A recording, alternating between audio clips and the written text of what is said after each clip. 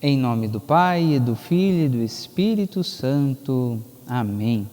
Querido irmão, querida irmã, que a graça de nosso Senhor Jesus Cristo, o amor da bem-aventurada Virgem Maria, Nossa Senhora do Carmo, esteja hoje e sempre com todos nós. Hoje é dia 16 de outubro de 2021, celebramos o sábado da 28ª semana do Tempo Comum.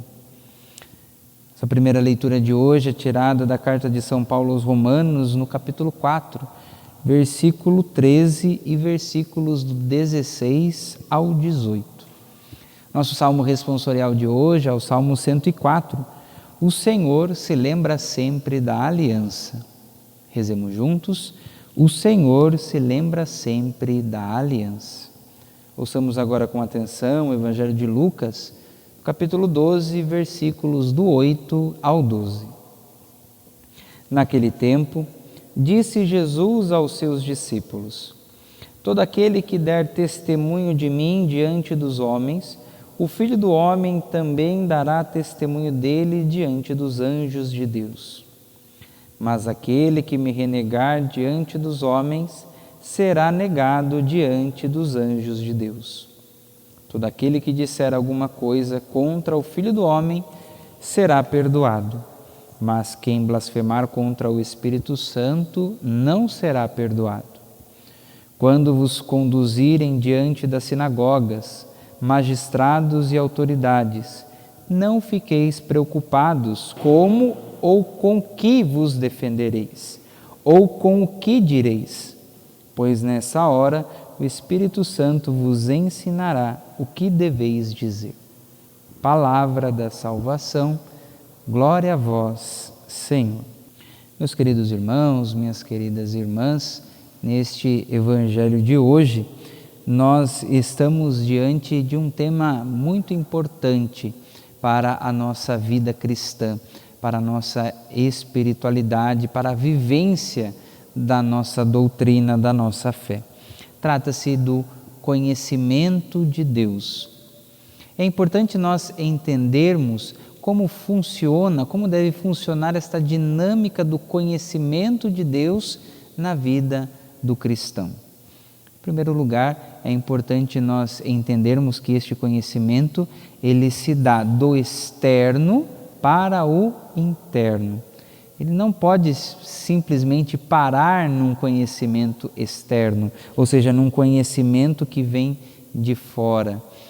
Este conhecimento externo que nos vem através da doutrina. É importante conhecer a doutrina?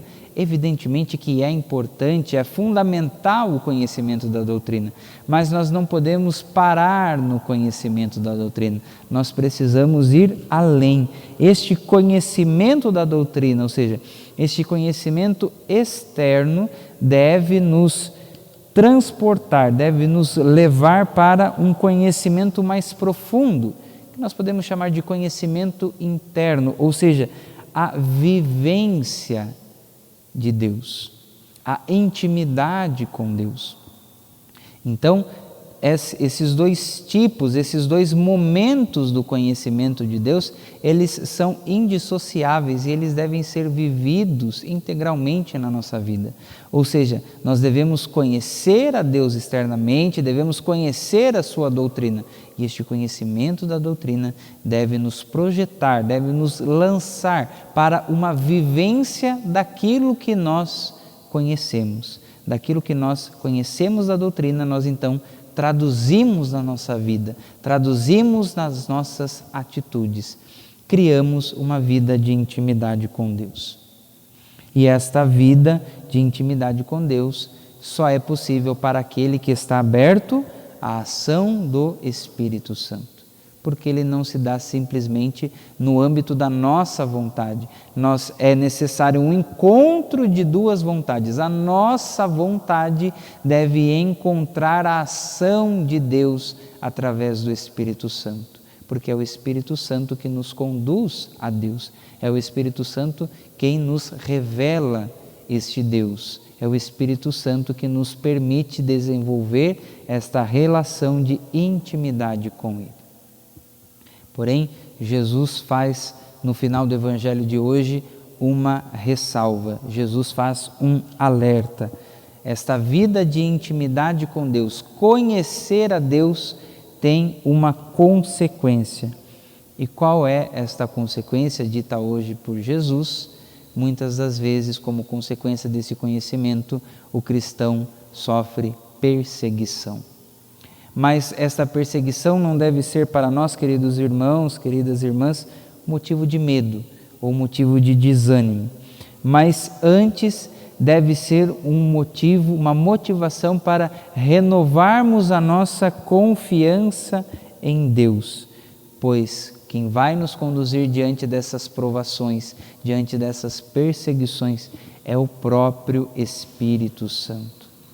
A certeza que Jesus nos dá através deste Evangelho de hoje é justamente essa, que Deus nos chama para esta vida de intimidade e o mesmo Deus que chama é o Deus que nos sustenta neste caminho. Essa é a nossa esperança, essa é a nossa fé. Portanto, diante das perseguições, diante das provações, não vamos nos esmorecer, mas antes vamos renovar a nossa confiança em Deus, porque se Ele nos chamou, Ele também nos sustentará neste caminho. Que o Senhor nos abençoe, nos livre de todo mal e nos conduza à vida eterna. Louvado seja nosso Senhor Jesus Cristo, para sempre seja louvado. Palavra de salvação, somente